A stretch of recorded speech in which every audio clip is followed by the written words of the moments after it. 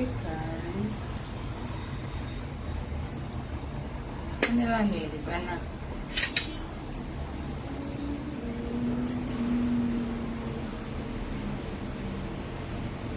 Pane vanhu here? Makwerawo sei? Makwera sei? Makwera sei? Maswera zvakanaka here?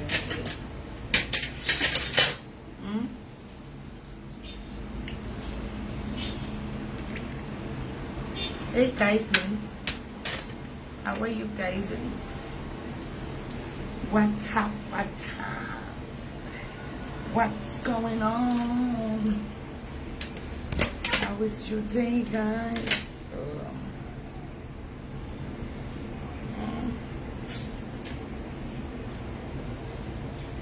I'm bored, guys. Kaya. My boy is not here. I'm all by myself. Bored, like no man's business. What about tapa lunch munch? Iko nezvi ndakunyatsoirova. Have you ever been in a situation whereby you eat really decent? Kana munhu wako aripo. Makamboiona sichaziyo yokuti kana munhu wako aripo nongochinyebera kuita kunge usingadyi stereki. Makambozvito here? Manje iko zvinezvipo, guys, not here. We went out. Let me show you what I ordered. Nasi ndonyatsokuitsika food. What about lunch hour? Right. What about we enjoyment? We are done with swimming. Sakumbodzikisira manje. Unozati kana mfesi wako aripo unyatsorove chikafu ningone kamwe kakunyaririra, so you know kamwe kakuti kakungotya kuti munhu anogona kuona kuti zimunhu iri rinokara. But manje apa kapa. What about this food for one person? These days I'm eating too much, guys. I don't even know anything. The way I'm eating, you have no idea. I think what about Ujendega? Ujende is really demanding food. What about? What about eating? Yasvika nguva yekunyatsozva kuzvihira pasina munhu anokukontrora kana unongochida kuedza kusavhurira mukano. Munoziva unofanira kunyatsoya. Ndapedza kuswima ini. Hamusi kunoti ndatogara zvangu. Akutoyeni. What about kudya zvangu baby chicken? Maswera seiko?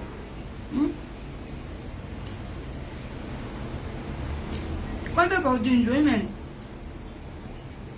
Yekuti hanzi zvakazodai. Unenge usina kuenjoy.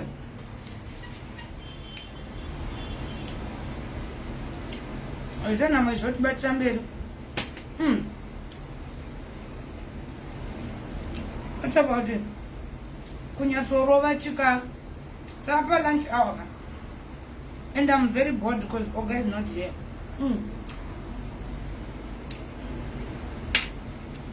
Oga abuda.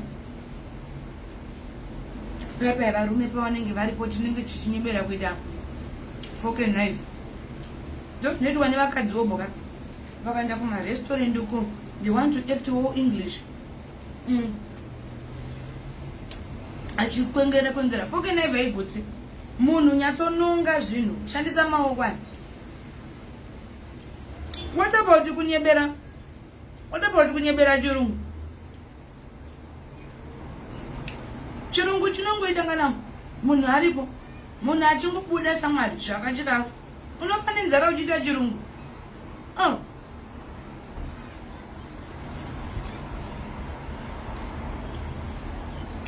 Zviro zvemafoke naizvo uchingotaura chirungu chisina basa. Kana munhu abuda kudai unopakira chikafu zvakafanira even paunoenda out on a date nemunhu wako pepe, unobva wakarova sati mabhonzo aya. Kune zvinongotya kutenga mabhonzo, isu tinotsenga mabhonzo tinotsenga mabhonzo. But kana varume varipo unongochimbira ungosingatsengi unongori svisvina wokandawo. Iwe. What about the 200k? What about 200k? Chakonati zvehondo zvinganetsa. Mazvanoka kuramba uchingorwa nebenzi unopedzisira waita benzi. Tikati what about saving you with the lawsuit? What about umbotengesa getiketi rako? Unesoma rako riya? What about uchitipa zvedu? Unenge uchifarisa kuti pfungwa twakanyanya.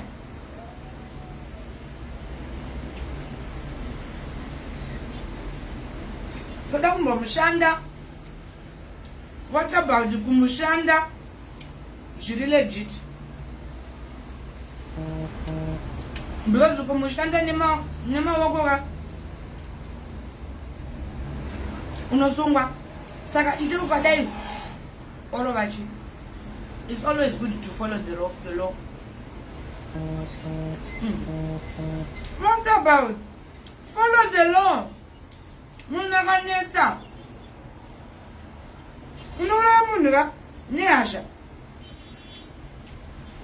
Tungofaila law tungoti chika ukanda. Tenga mabhonzo. Mabhonzo ese kubva pandakauya kuno. Nandisingatsengi mabhonzo nekuti murume ere badhusi izvozvo hapo nhasi. What about kutsenga?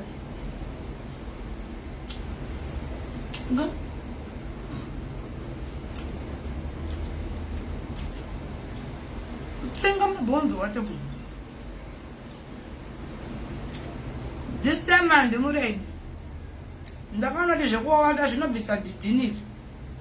Kugara uchiwawata unobvisa dignity yako munhu.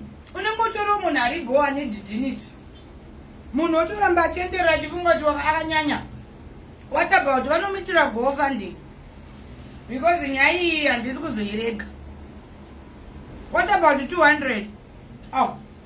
Ndoda kuishandisa. 200 iyo ndoda kutotenga chimwe chiRange Rover so. Chandakaisa palayby. What about topping my that man? Anobatirwa nevanomukuza. This year, what about kuni December? Sorry ndakachizwa.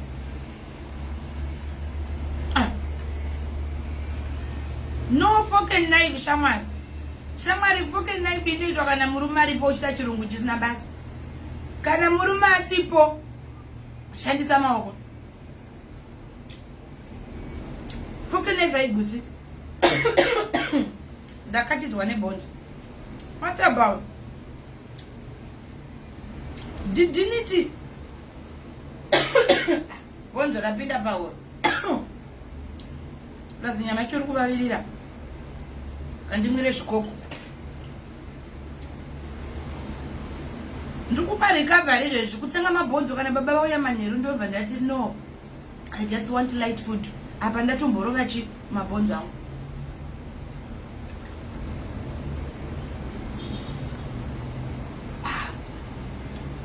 Hanzi ugari kukuona.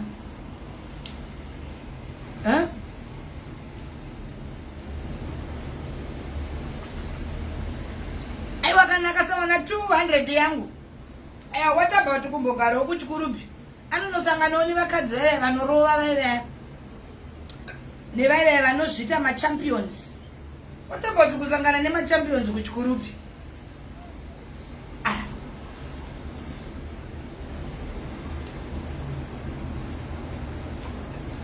Unonosangana ligi chaiyo.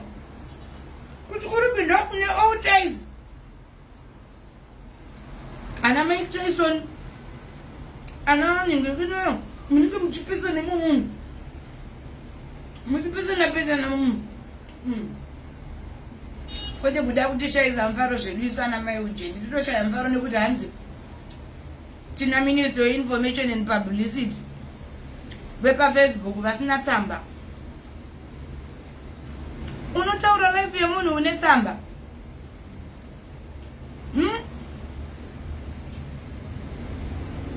Unotaura upenyu hwemunhu une tsamba? What about kuvharisa? What about dignity yemunhu? What about life yemunhu yaunenge uchida kuparadza? What about vana vemunhu? What about? Ndo chinhu chatofanira kufunga before tichifarisa mukati meupenyu.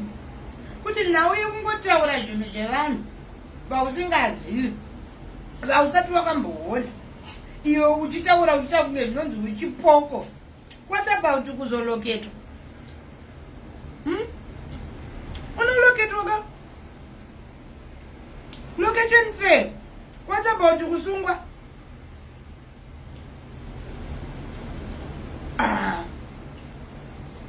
Ufuna ukungena indaba zabantu, ufuna ukungena phakathi, ukujayela ukuthatha indawo zabantu, ukuhamba lenawo, ukuhambisa indawo ukuthi wena uletsamba, ule journalist ukuhambisa indawo.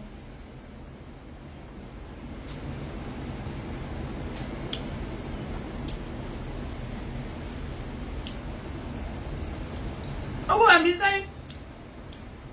news. Ule news reporter. Uzabona. Reporter wena. Uzabona ukuthi izinto ziyawoma eZalale. iHalale iyakubomela, iHalale iza kuwomela. Iza kuyenza right iHalale, iza kumisa slate. What about iHalale iza kulungisa? Ufuna ukujayela ukuhamba la kunjenge ilokuzela. What about?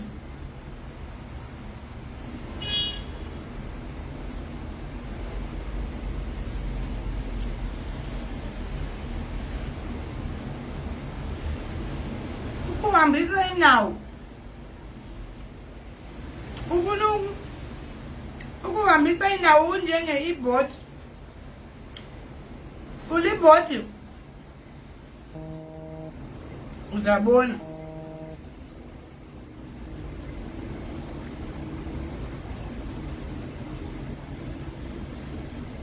What about the surprise? Kona loya bageti bako yochita utauri ningiri.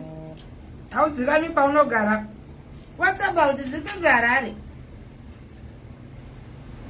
iHarare vasabocha. Vayabocha iHarare.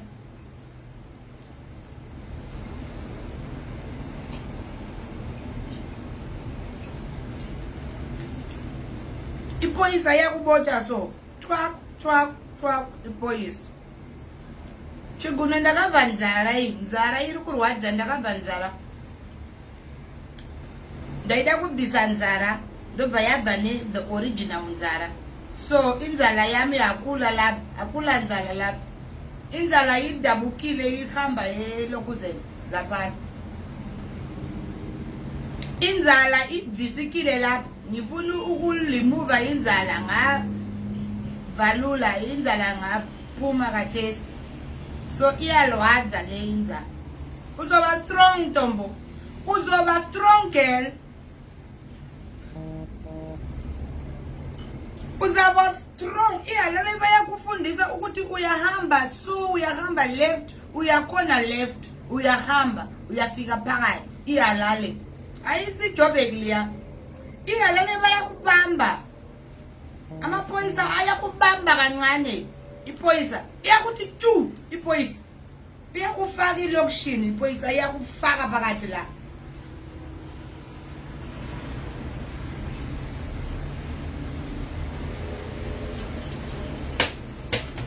Izinto zabantu ungena izinto ezabanye abantu ufuna ukukhuluma uyenza kumbe uli electric wire and vele I'm not the only one.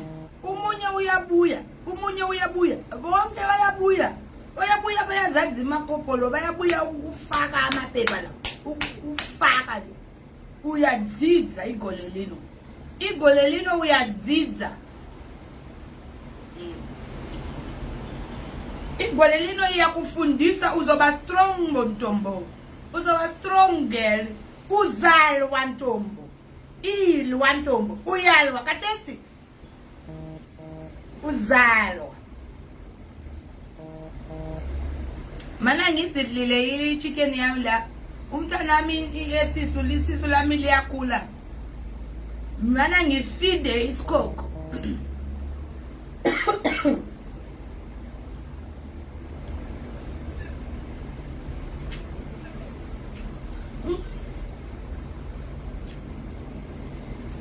what about ufuna ukuthemeza abantu ufuna ukuzenza uJikijani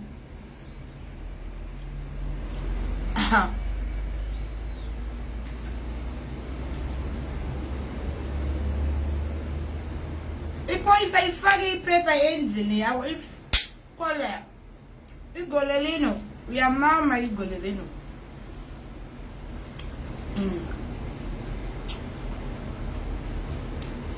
igole lino de baya uzamama imama le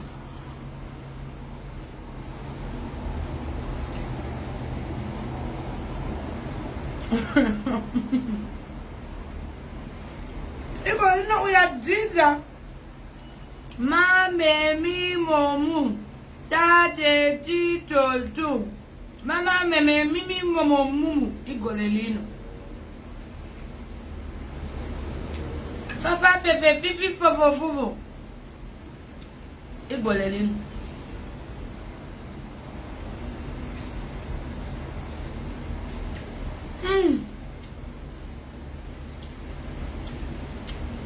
I never knew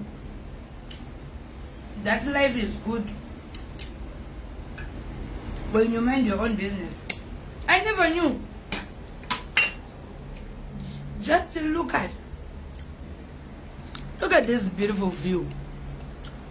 I never knew life is good when you mind your own business.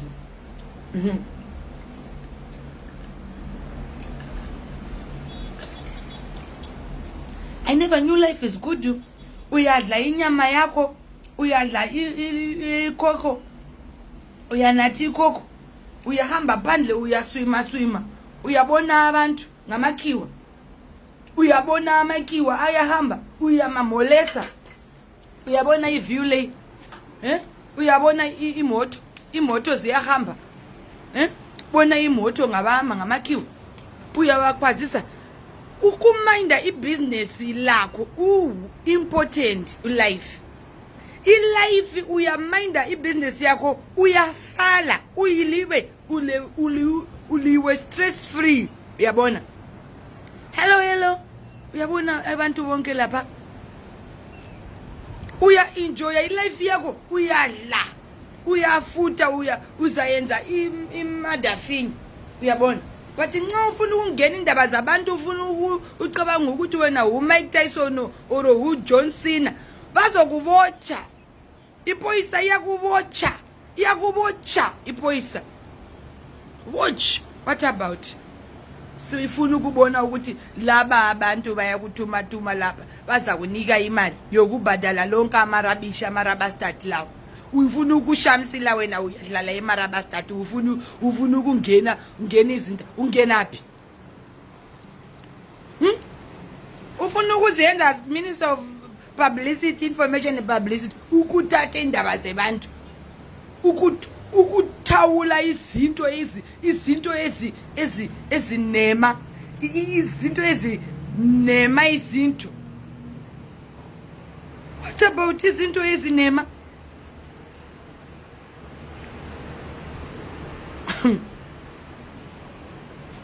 Uyafuna ukuthi abantu bahleke abanye abantu wena usale ufuna ukuyenza i-champion ufuna ukuthatha i-award i-championship award koka la onke amandebele abuye lapha namhlanje khuluma ngeshona inxa wena awuzwe ishona isuka lapho awuzwi indebele.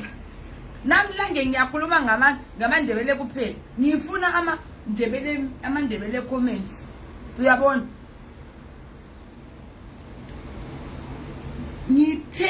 Ngifuna umzilikazi lapha umzilikazi lo bengula.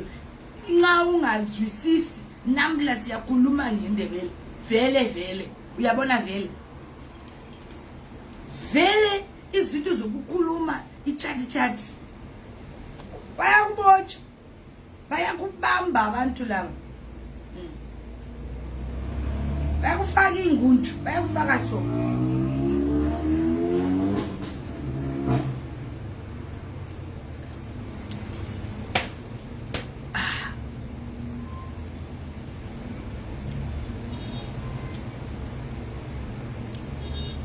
Angikhulumisho namhla ngikhuluma indebele. Iwena uyawazi indebele suka lapha.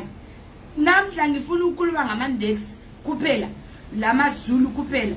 Wena ulishona ngiyacela. Baleka. Ne? Baleka. Ngiyazidlila namhla i-chicken. Uyabona umulume wangu nxa ukhona ngiyadla njengomsaladi uSlay Queen, ngiyadla kancane ngiyathi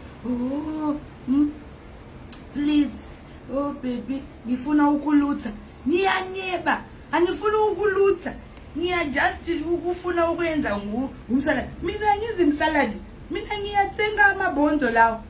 Uyabona amabhonzo? Ngiyamatsenga. But umulume wangu ukhona ngiyayenza kumbe ngingafuni, but nxa uphumile phansi ngiyagijima order food iwandile. Uyabona i-food chicken ngiyayiqeda le i-food chicken, ngiyayiqeda waya food chicken. Nxa ngiyayiqeda ngiyabhukutha umulume wami, so ngiyabhukutha. Umulume wangu uyabuya uthi baby udleni. Uthi baby ngidla isalad kuphela. Uyawazi ukuthi mina ngifuna ukudla inyama eyikhulile enjani. Uyabona? But ngiyadla inyama yese. Uyabona inyama yese ngiyayidla yese. Uyayibona? Ngiyayiqeda inyama yese. Ngingedwa so amabhonzo ngiyamaphanya. Suka. Ngiyaphanya amabhonzo ngaphakathi amabhonzo. Nxa uyabuya ngiyathi hayibo vele ngifuna isitshwala esincane. Uyabona? Ngiyaziba ukuthi vele ngiguthile. Uyabona? Umulume wangu uyabuya. Uyathi baby eat. Mina ngiyathi no baby vele isisu lami incane. Isisu lami alizincane. Isusu lami liwombe.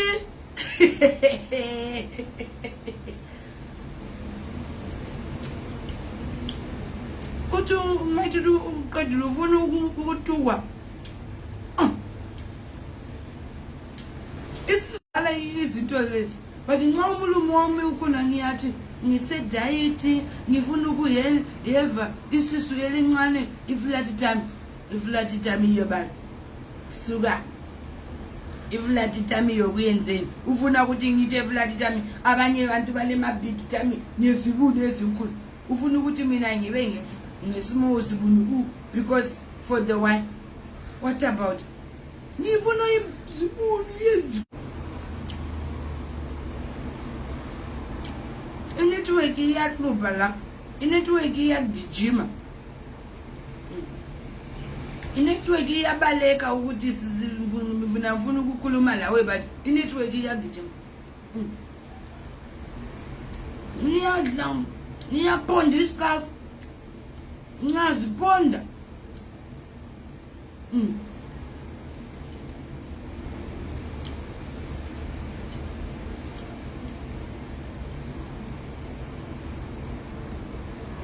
Nxa umulume wangu ubuyile ngiyayenza kunje, maybe angilanga olutho. What about na sengisuthe mana nginathi ilokuze ikokuna kathesi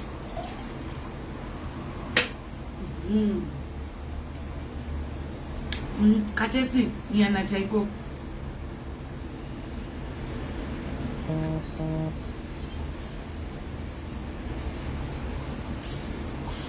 right uyabona so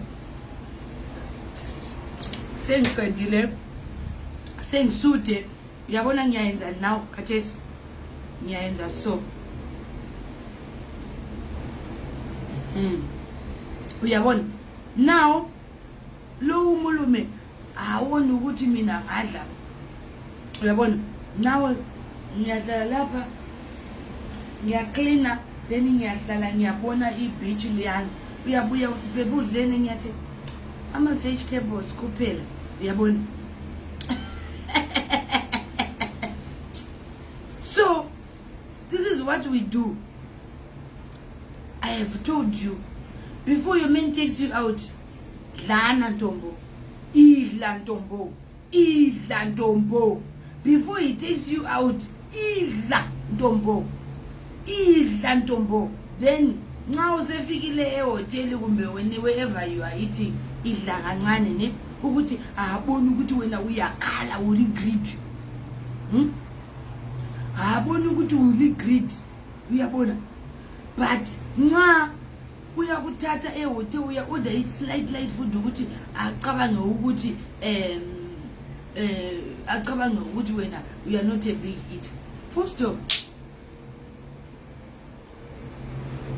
Niyakuthanda ne networks inetwork yasokola inetwork yashlupa ngafuna ukuthatha lami bathi mana ngihambe ngilale uyabona kathesi sengihamba ngilale ngimile ukuthi uyozongifaka iwathi isitonyeni uzo ngabe ngisuthi mana ngihambe ngigeze ngifeki isexy lingerie yami uyabona ngizafeki ngizagqoka ilingerie isexy lingerie uyabona ngiyamumilila kathesi ukuthi abuye then siyadlala igame labantu bakhulu uyawazi igame labantu bakhulu yeah so ngiyahamba kathesi ne so lina lisikwele bo mina mana ngihambe